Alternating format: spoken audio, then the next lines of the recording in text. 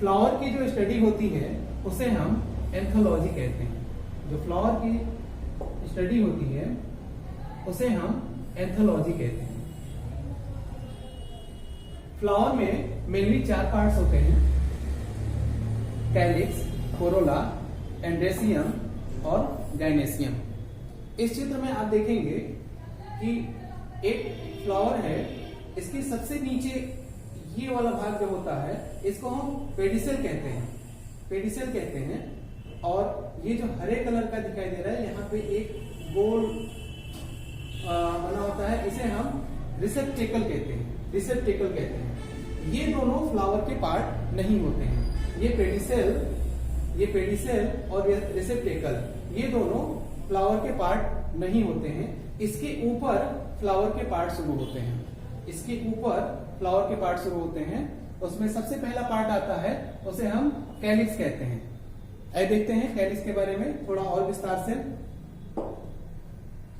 देखिए, कली की अवस्था में जब फूल कली की अवस्था में होता है तो इसे कैलिक्स ढके रहता है। इसमें आप देखेंगे ये कैलिक्स है, ये कैलिक्स है। इसमें ये कली की अवस्था में कैलिक्स इसको ढके रहता है और ये हरे कलर का होता है। इसके पहले इसको हम कहते हैं पेडिसेल और इसको हम कहते हैं रिसेप्टेकल। हिंदी में इसको कहते हैं पुष्पासन।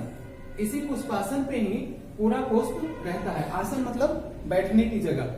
तो पूरा पुष्प के चारों भाग इसी पुष्पासन पर यानी रिसेप्टेकल पर रहता है। और ये जो कली जब ये बंद अवस्था में है तो इसे हम कहते हैं, ये कली जब बंद अवस्था में है, इसे चारों तरफ से जो घेरे हुए है, जो ढके हुए हैं, इसको हम कैलिक्स कहते हैं। ये कवर होता है, कली का कवर होता है। आप देखेंगे कि ये ग्रीन कलर का होता है, इसलिए ये फोटोसिंथेसिस में भी भाग लेता है। जब कली की अवस्था में, फूल जब कली की अवस्था में रहता है तो ये कली की रक्षा तो करता ही है और फोटोसिंथेसिस में भी भाग लेता है, जिससे कली का पोषण होता है। जैसे जैसे कली खिलती है, ये पूरा ढके हुए है, इस कली में ये इसको पूरा ढके हुए है। जैसे जैसे कली खिलता है ये कई पार्ट में बढ़ जाता है। जैसे आप देखेंगे इस फ्लावर में, देखिए इस रोज में, देखिए यहाँ ये कैलिक्स यहाँ पे ये कई पार्ट में बढ़ के ये नीचे चला गया है। इसमें इसको पूरा ढके हुए है, इसमें कुछ कली से अभी सटा हुआ ही है लेकिन कई पार्ट में डिवाइड हो गया है। तो कैलिक्स जब कई पार्ट में डिवाइड हो जाता है तो उसके एक पार्ट को हम कहते हैं सेपल। इसके एक पार्ट को हम कहते हैं सेपल। इसमें देखिए इसके एक पार्ट को हम कहते हैं सेपल। और इन सारे सेपल्स को जब आपस में मिला देते हैं तो उसे हम बोलते हैं कैलिक्स। इसका मुख्य कार्य होता है कली की अवस्था में फूल की रक्षा करना, और चूंकि ये फोटोसिंथेसिस में भी भाग लेता है इसलिए कली की अवस्था में ये कली का पोषण भी करता है। अब देखते हैं पुष्प का दूसरा भाग। दूसरा भाग होता है कोरोला। कोरोला पुष्प का वो भाग होता है जिसे देखकर हम बता सकते हैं कि पुष्प किस रंग का होता है। कोरोला जिस रंग का होता है उसी रंग का पुष्प कहा जाता है। जैसे ये रेड चाइना रोज है, इसमें हम ये कोरोला को देखकर हम बता सकते हैं कि पुष्प हमारा फ्लावर जो है वो रेड कलर का है। ये कनेर का फूल है, इसको हम देख करके बता सकते हैं कि हमारा जो पुष्प है वो येलो कलर का है, पीले कलर का है।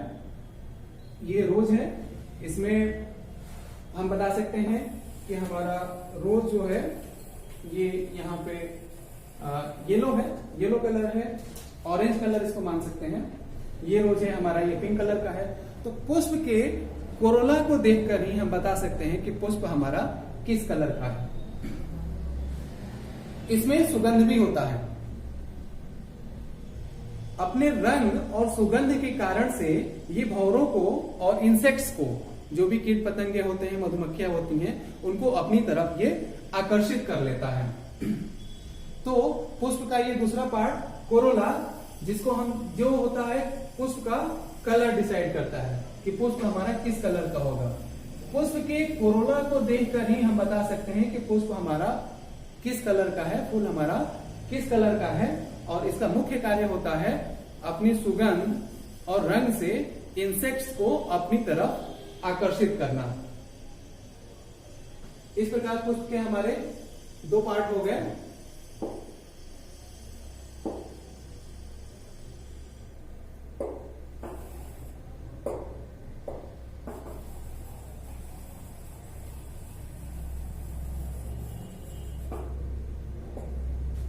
फिर से एक बार देखते हैं। सबसे नीचे वाला, इसे हम कहते हैं पेडिसेल, ये डंठल होता है, ये पुष्प का पार्ट नहीं है।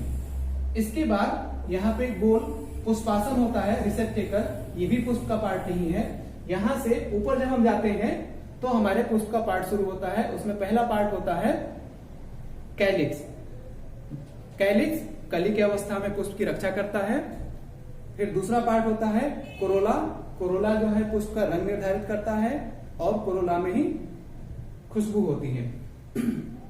इसके बाद पुष्प के 2 और पार्ट होते हैं जो बहुत ही इंपॉर्टेंट हैं, जो रिप्रोडक्शन में हिस्सा लेते हैं। देखते हैं।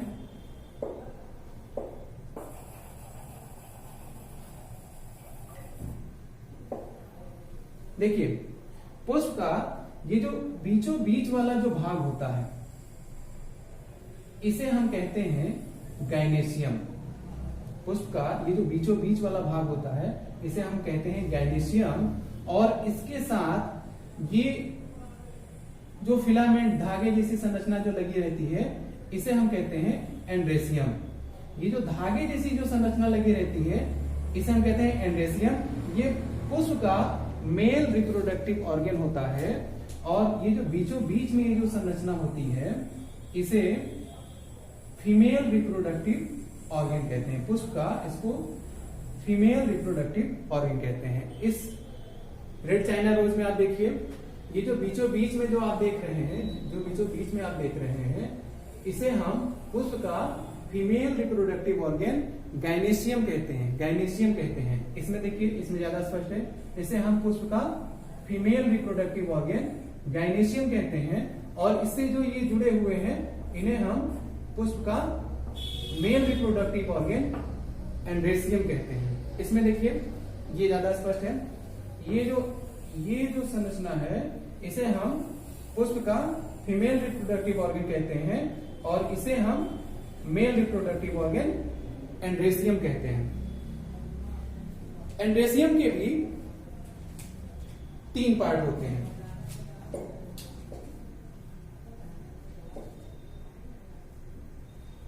एंड्रेसियम के भी 3 पार्ट होते हैं।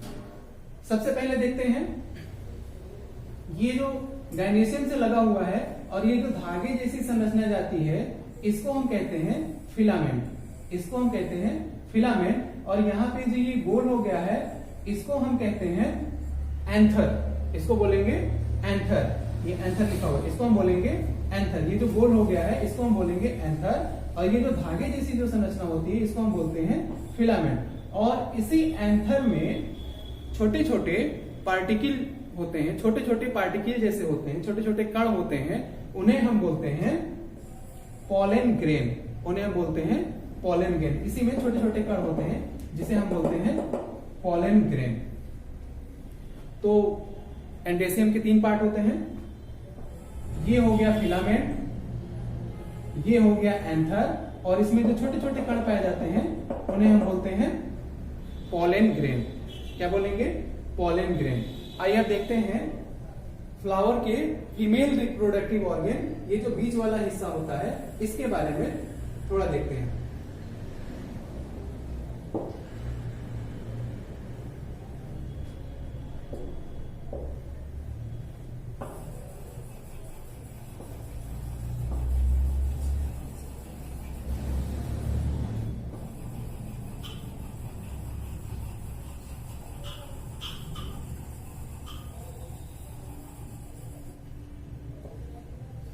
देखिए, ये जो बीच वाला पार्ट होता है, इसे हम गाइनेशियम कहते हैं। जो बीच वाला भाग होता है, इसे हम गाइनेशियम कहते हैं। इसके भी 3 पार्ट होते हैं। सबसे पहले ये जो नीचे वाला भाग होता है, ये गोल जो नीचे वाला भाग है, इसे हम कहते हैं ओवरी। इसे हम बोलेंगे ओवरी। और ये जो लंबी संरचना है इसको हम बोलते हैं स्टाइल।